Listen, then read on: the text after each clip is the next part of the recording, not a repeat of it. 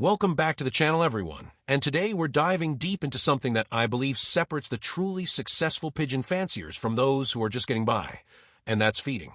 Now, I know what some of you might be thinking. Feeding? Really? How complicated can it be?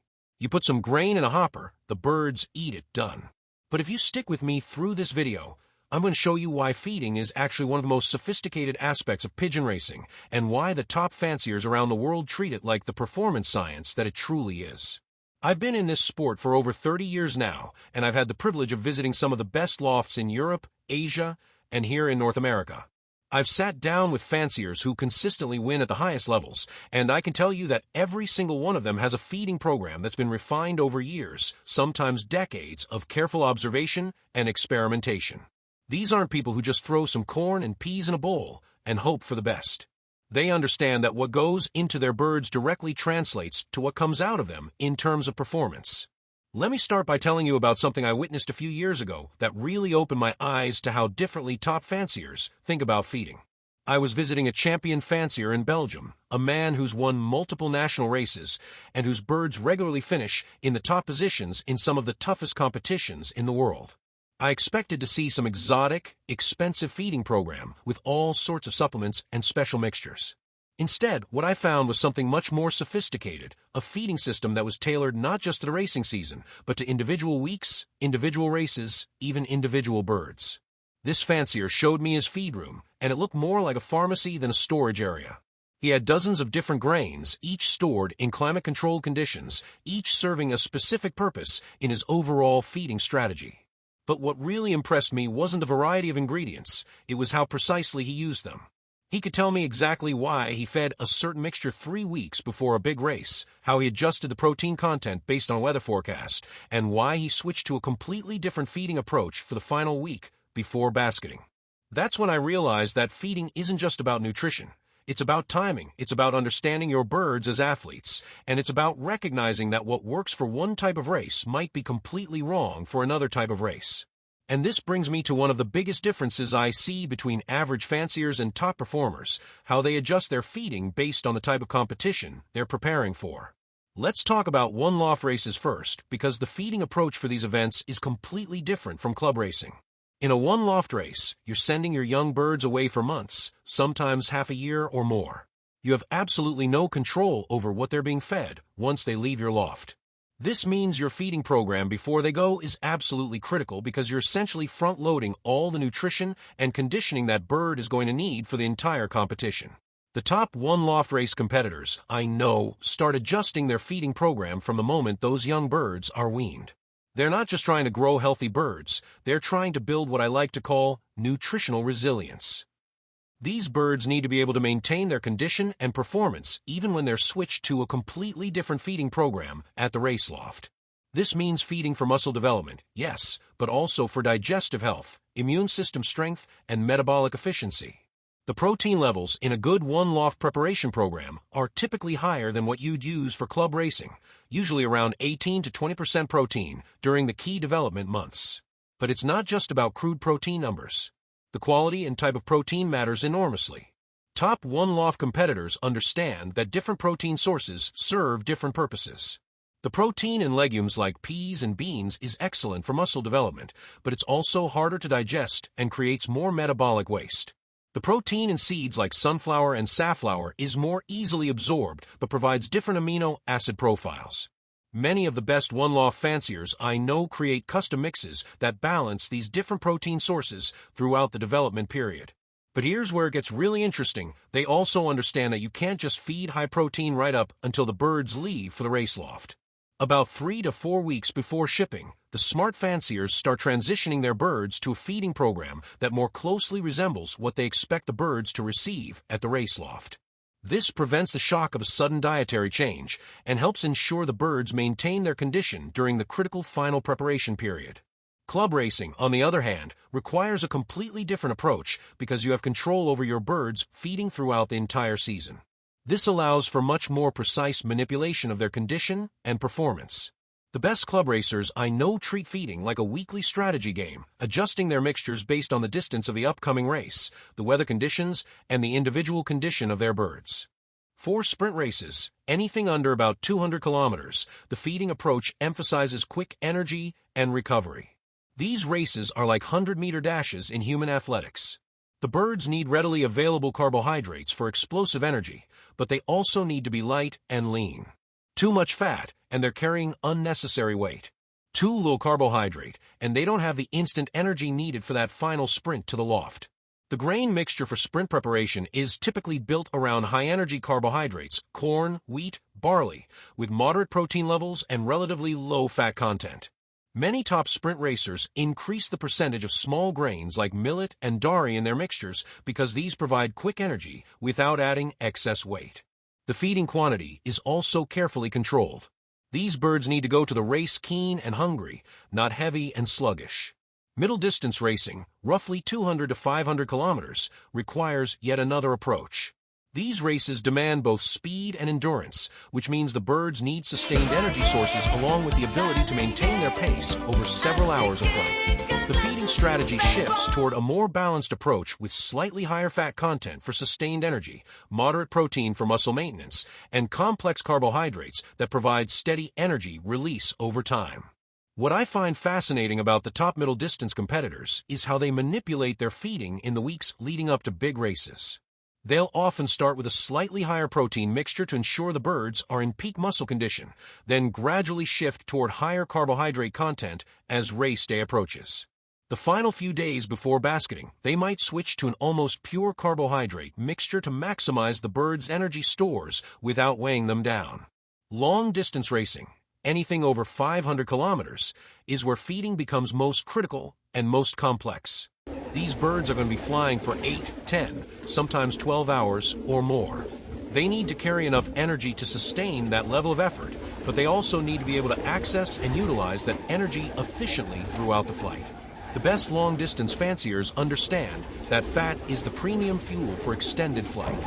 Fat provides more than twice the energy per gram compared to carbohydrates, and it burns more efficiently during sustained exercise.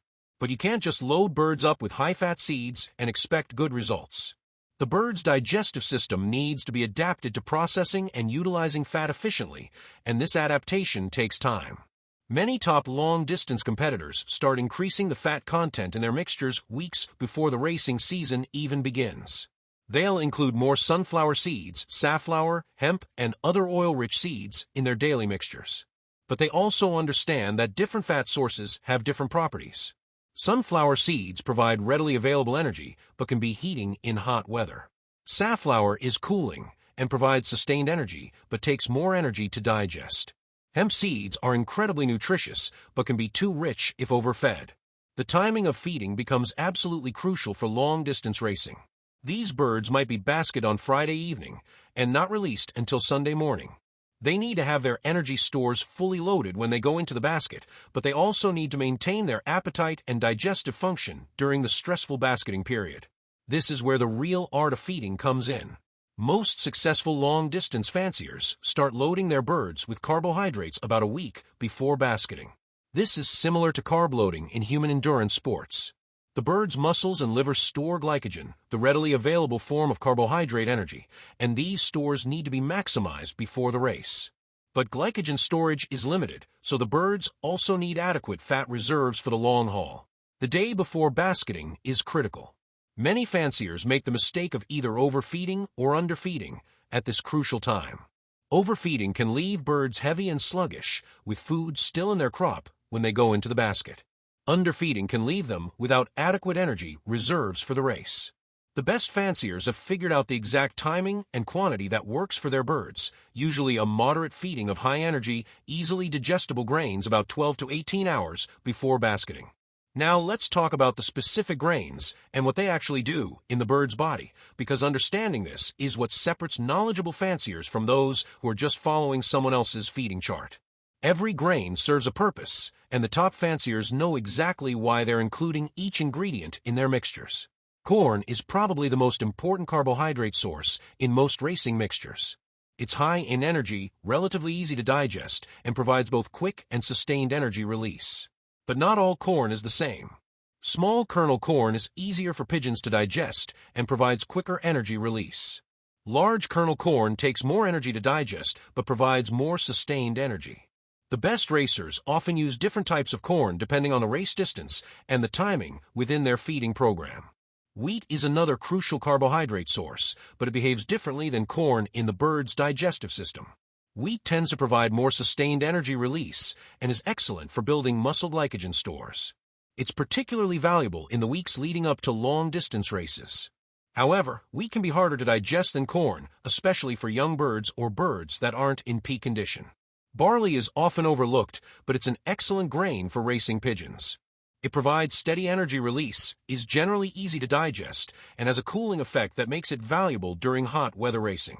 Many European fanciers use barley as a significant component of their summer racing mixtures. Peas and beans are the primary protein sources in most racing mixtures, but they serve functions beyond just providing protein. The complex carbohydrates in legumes provide sustained energy, and the fiber aids in digestive health. But legumes also create more metabolic waste than other grains, which is why you see top fanciers reducing legume content in the final days before basketing. They want their bird systems as clean as possible for the race. Different types of peas and beans provide different benefits. Maple peas are high in protein and generally easy to digest. Tares are extremely high in protein, but can be too rich for some birds. Black-eyed peas provide excellent protein with less digestive stress. The best fanciers often use different legumes at different times in their feeding program, understanding how each type affects their birds.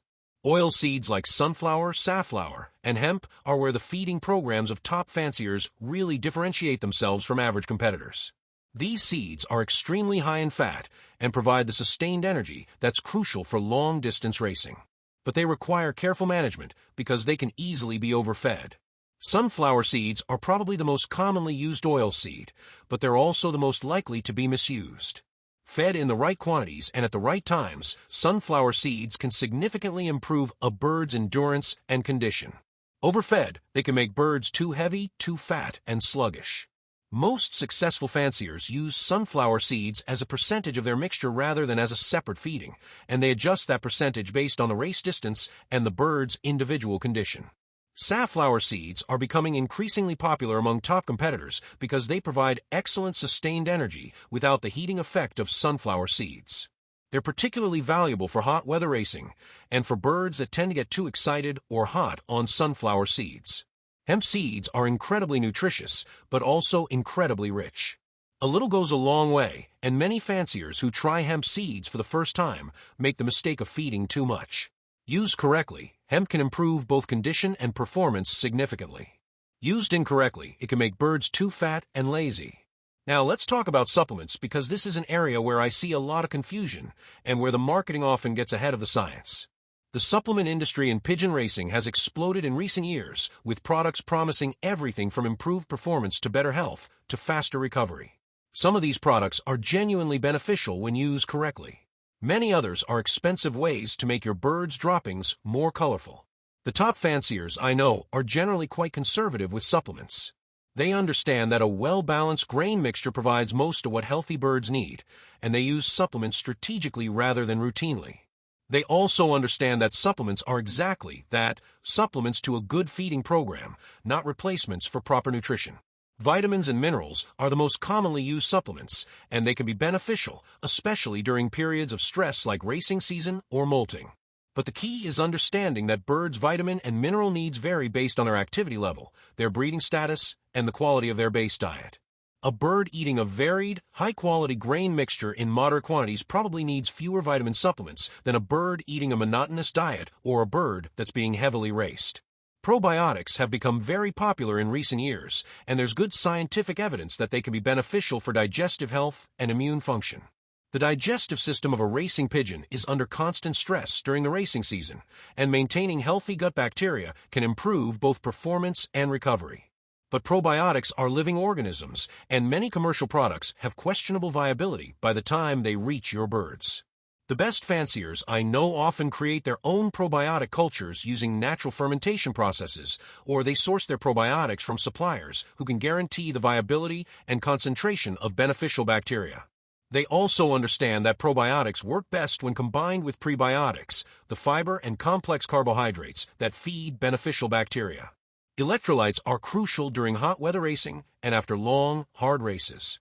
Birds lose electrolytes through their respiratory system and through their droppings, and these need to be replaced for proper muscle function and recovery. But electrolyte supplementation needs to be carefully managed. Too much can actually impair performance, and the wrong balance of minerals can cause more problems than it solves. Oil supplements are used by many top competitors, particularly for long-distance racing. Small amounts of high-quality oils can improve the absorption of fat-soluble vitamins, provide essential fatty acids, and add concentrated energy to the diet. But oils are easily oxidized and can become rancid quickly, especially in hot weather. The best fanciers use fresh, high-quality oils in small quantities and store them properly to maintain their nutritional value. Now let's talk about timing, because when you feed is often as important as what you feed. The digestive system of a pigeon operates on a fairly predictable schedule, and understanding this schedule allows you to optimize both performance and health. Pigeons naturally feed most heavily in the early morning, and again in the late afternoon or early evening. This mirrors their natural feeding behavior in the wild, and it's generally the most efficient way to feed racing pigeons as well. Morning feeding provides energy for the day's activities, while evening feeding allows for overnight digestion and nutrient absorption. But race preparation requires more sophisticated timing. The final meal before basketing should be timed so that the bird's crop is empty when they go into the basket, but their energy stores are fully loaded. This usually means feeding about 12 to 18 hours before basketing, depending on the bird's individual digestion rate and the type of feed being offered. Water management is something that many fanciers overlook, but the top competitors understand that water is just as important as feed.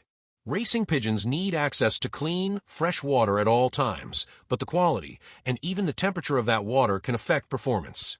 During hot weather, birds will drink much more water and may actually prefer slightly cool water to help regulate their body temperature. During cold weather, taking the chill off the water can encourage birds to drink adequately. Some fanciers add electrolytes or vitamins to their birds' water, but this should be done carefully because it can reduce water consumption if the taste becomes unpalatable. The hardness and mineral content of water can also affect bird health and performance. Very soft water may not provide adequate minerals, while very hard water can interfere with the absorption of some nutrients. Many successful fanciers test their water periodically and adjust their feeding program based on the mineral content of their water supply. Grit is another component that's often misunderstood. Pigeons need insoluble grit to help grind grain in their gizzards, and they need soluble grit to provide calcium and other minerals. But the type and size of grit matters, and so does the timing of when it's offered. During racing season, many top fanciers offer grit on a limited basis rather than keeping it available at all times. They want their birds to have adequate grit for proper digestion, but they don't want birds to consume excessive amounts, which can add unnecessary weight and potentially cause digestive problems. The size of grit particles should match the size of grains being fed. Birds eating large grains like corn need larger grit particles, while birds eating small seeds need correspondingly smaller grit. The best fanciers often provide custom grit mixes that match their feeding programs. Let me talk about some of the common mistakes I see, because understanding what not to do is often as important as knowing what to do. One of the biggest mistakes is treating all birds the same. Even birds from the same family can have different nutritional needs, different digestion rates, and different responses to various feeds. The top fanciers learn to recognize these individual differences and adjust their feeding accordingly. Overfeeding is probably the most common error, especially among newer fanciers who think more is always better. Fat birds don't fly well, and birds with excess body weight struggle with both speed and endurance. But underfeeding is just as problematic. Birds without adequate energy reserves can't maintain their performance over long distances or recover properly between races. The key is learning to assess your bird's condition accurately. This comes from handling your birds regularly, observing their behavior and appetite, and learning to recognize the subtle signs that indicate whether a bird is in peak condition, needs more feed, or is carrying too much weight. Feeding the same mixture year-round is another common mistake. A bird's nutritional needs change dramatically throughout the year based on whether they're molting, breeding, racing, or resting. The feeding program that works perfectly during racing season may be completely inappropriate during the molt or off-season. Ignoring the relationship between feeding and training is also problematic. Birds in heavy training need different nutrition than birds that are getting light exercise. Birds preparing for long training tosses need different feeding than birds being prepared for short, fast training flights. Many fanciers also make the mistake of changing their feeding program too frequently or too drastically. Birds' digestive systems need time to adapt to new feeds, and dramatic changes can cause digestive upset that affects performance for days or even weeks. The best fanciers make gradual adjustments and stick with programs that work rather than constantly trying new approaches. Weather-related feeding adjustments are something that separates experienced fanciers from beginners. Hot weather changes birds' energy needs and their ability to digest certain feeds. Cold weather increases energy requirements but may improve appetite. Windy conditions can affect how much energy birds expend during training flights. Humidity affects water consumption and the bird's ability to regulate body temperature. The most successful fanciers I know monitor weather conditions constantly and adjust their feeding programs accordingly. They understand that the same feeding program that produces excellent results in cool, calm conditions may be completely wrong when the weather turns hot and windy. If you're finding this information helpful and you want to improve your own PigeonCare knowledge, I'd really appreciate it if you hit that subscribe button. I put a lot of effort into researching and explaining these topics in depth, and your support helps me continue creating this kind of detailed educational content. Now let's talk about the recovery phase after racing, because this is where many fanciers lose birds or compromise their performance for future races. The period immediately after a bird returns from a race is critical for both immediate recovery and long-term health. The first priority is rehydration. Birds returning from races, especially long or difficult races, are often significantly dehydrated. But you can't just provide unlimited water and expect good results. Birds that are severely dehydrated may actually refuse water initially, or they may drink too much too quickly and make themselves sick. The best approach is to provide small amounts of water, possibly with electrolytes, and allow birds to drink gradually. Some fanciers provide slightly sweetened water for the first hour or two after return to help restore blood sugar levels quickly. Recovery feeding should be easily digestible and focused on rapidly available energy sources. Heavy, high-protein feeds can actually slow recovery by requiring too much energy for digestion. Most successful fanciers offer light feeds of easily digestible grains for the first day or two after a race, then gradually return to their normal feeding program. The timing of recovery feeding is also important. Birds returning late in the day may be too stressed or tired to eat immediately. Forcing feed on exhausted birds can actually be counterproductive. It's often better to ensure they have access to water and allow them to rest, then offer feed when they show natural appetite. Let me share something that really changed my perspective on feeding, the realization that feeding is ultimately about energy management, not just nutrition. Racing pigeons are athletes, and like human athletes, their performance depends on having the right amount of energy available at the right time. This means understanding not just what different feeds provide, but when that energy becomes available to the bird. Simple carbohydrates provide quick energy, but don't last long. Complex carbohydrates provide more sustained energy, but take longer to digest. Fats provide most concentrated energy, but require the most effort to metabolize. The art of feeding racing pigeons lies in timing these different energy sources so that birds have quick energy available for training and racing, sustained energy for long flights, and adequate reserves for recovery and maintenance. This requires understanding not just nutrition, but also the bird's digestive physiology and the demands of different types of racing. I want to talk about seasonal feeding adjustments because this is an area where I see a lot of confusion. The nutritional needs of racing pigeons change dramatically throughout the year, and feeding programs need to be adjusted accordingly. During the off-season, birds need adequate nutrition to maintain health and complete their annual molt, but they don't need the high-energy, performance-oriented feeding required during racing season. Overfeeding during the off-season can lead to birds becoming too fat and lazy, making it much harder to get them into racing condition when the season begins. Pre-season conditioning requires gradually increasing the energy content and quantity of feed as birds begin training. This parallels the gradual increase in training distance and intensity. Birds that are suddenly switched from off-season feeding to full racing rations without adequate conditioning often develop digestive problems or fail to reach peak condition. Peak racing season feeding is the most intensive and requires the most careful management. Feed quality, quantity, and timing all become critical factors in performance. This is when the difference between good feeding and great feeding becomes most apparent in race results. Post-season recovery feeding helps birds transition from the stress of racing season back to maintenance levels of nutrition while supporting the molt and recovery process.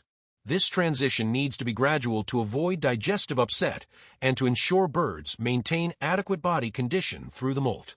The molt itself presents unique nutritional challenges. Feather production requires high levels of protein and specific amino acids, but molting birds are generally less active and don't need the high energy levels required during racing season. Balancing these competing needs requires understanding both feather physiology and the bird's overall energy requirements. Environmental factors in your loft also affect feeding requirements. Birds in well-ventilated, temperature-controlled environments have different energy needs than birds in lofts subject to temperature extremes. Birds in crowded conditions may have different stress levels and corresponding nutritional needs compared to birds in more spacious accommodations. The quality of your feed storage affects the nutritional value of even the best grain mixtures. Grains stored in hot, humid conditions lose nutritional value rapidly and may develop mold or rancidity that can actually harm your birds. Proper storage in cool, dry, pest-free conditions is essential for maintaining feed quality. Many successful fanciers invest in climate-controlled feed storage and rotate their grain supplies regularly to ensure freshness. They also understand that buying cheaper, lower-quality grains is often false economy if it results in poorer bird condition or performance. Let me share some specific examples of how top fanciers adjust their feeding for different situations, because concrete examples often illustrate these principles better than abstract explanations. I know a very successful sprint racer who feeds a mixture that's about 60% corn, 20% small grains like millet and dari, 15% legumes, and 5% oil seeds during his peak racing season. But 3 days before each race, he switches to a mixture that's almost 80% small grains and corn, with very little protein and minimal fat. His birds go to the races light, keen, and full of quick energy. Contrast that with a champion long-distance racer I know who feeds a mixture that's only about 40% corn and wheat, with 25% legumes, 20% barley and other sustained energy grains, and 15% oil seeds. His birds carry more weight, but it's useful weight in the form of muscle and energy reserves that sustain them through 8-hour flights. Both of these approaches work brilliantly for their intended purposes, but they would be disasters if reversed. The sprint racer's feeding program wouldn't provide adequate sustained energy for long-distance racing, while the long-distance program would leave sprint racers too heavy and slow for competitive short-distance racing. Water management also varies between these successful fanciers. The sprint racer provides constant access to fresh water, but may restrict water for a few hours before basketing to ensure his birds aren't carrying excess water weight. The long-distance racer ensures his birds are fully hydrated before long races and provides electrolyte-enhanced water after difficult races. I want to address something that comes up frequently in discussions about feeding: the role of natural versus commercial feed mixtures. Many fanciers ask whether they should mix their own feeds or use commercial racing mixtures, and the answer depends on several factors. Commercial mixtures offer convenience and consistency, and the best commercial feeds are formulated by animal nutritionists who understand pigeon physiology. However, commercial feeds are formulated for average conditions and average birds. They may not be optimal for your specific racing program, your local conditions, or your individual birds. The most successful fanciers I know use commercial feeds as a starting point, but modify them based on their specific needs. They might add additional oil seeds for long-distance racing, increase the protein content during molting season, or adjust the grain sizes based on their birds' preferences and digestive efficiency. Mixing your own feeds gives you complete control over ingredients and allows for precise adjustments based on your bird's performance and condition. However, it requires significant knowledge about nutrition and grain quality, as well as access to high-quality ingredients. Many top fanciers compromise by using high-quality commercial mixtures as their base feed and adding specific ingredients to customize the mixture for their needs. This provides the convenience and nutritional balance of commercial feeds while allowing for the customization that can make the difference between good and great performance. The economics of feeding is something that many fanciers struggle with, especially those who are trying to compete at high levels while managing costs. High-quality feeds and supplements are expensive, and it's tempting to cut corners to save money. However, the top competitors I know universally agree that feeding is not the place to economize. The cost of high-quality feed is insignificant compared to the cost of replacing birds that are lost due to poor condition or the opportunity cost of birds that underperform due to inadequate nutrition. That said, expensive doesn't always mean better. Some of the most successful feeding programs I've seen use relatively simple grain mixtures with careful attention to quality, timing, and individual bird management rather than exotic ingredients or expensive supplements. The key is understanding what your birds actually need versus what marketing materials suggest they need. A bird in good health eating a well-balanced grain mixture may need very few supplements, while a bird under stress or in poor condition may benefit from targeted nutritional support. Before I wrap up, I want to emphasize something that I think gets lost in all the technical discussion about grain types and feeding schedules: the importance of observation and individual bird management. The best feeding program in the world won't work if you're not paying attention to how your individual birds respond to it. This means handling your birds regularly, observing their condition and behavior, and learning to recognize the subtle signs that indicate whether your feeding program is working. A bird that's losing condition despite adequate feeding may have health issues that need addressing. A bird that's gaining too much weight may need reduced rations or increased exercise. The most successful fanciers I know are constantly evaluating and adjusting their feeding programs based on their bird's response. They keep detailed records of what they feed, when they feed it, and how their birds perform. This allows them to identify patterns and continuously refine their approach. They also understand that feeding is just one component of a comprehensive management program. The best feeding in the world won't compensate for poor loft conditions, inadequate training, or health problems. But when combined with good overall management, proper feeding can make the difference between mediocre results and championship performance. If you're working on developing your own feeding program, I'd encourage you to start with a proven-based mixture from a reputable supplier, then make gradual adjustments based on your bird's response and your specific racing goals. Keep detailed records of what you feed and how your birds perform, and don't be afraid to seek advice from successful fanciers in your area. I'd also love to hear about your own feeding experiences in the comments below. What feeding strategies have worked best for your birds? Have you noticed differences in how individual birds respond to different feeds? What challenges have you faced in developing an effective feeding program? Your experiences and questions help all of us learn and improve our bird management. Remember, feeding racing pigeons is both an art and a science. The scientific principles of nutrition provide the foundation, but the art lies in applying those principles to your specific birds, your specific racing program, and your specific conditions. The top fanciers understand both the science and the art, and they never stop learning and refining their approach. Thanks for sticking with me through this detailed exploration of feeding strategies.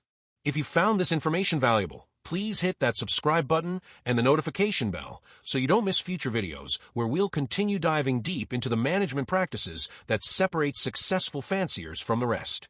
Until next time, keep learning, keep observing your birds, and remember that every small improvement in your management can translate to better performance on race day.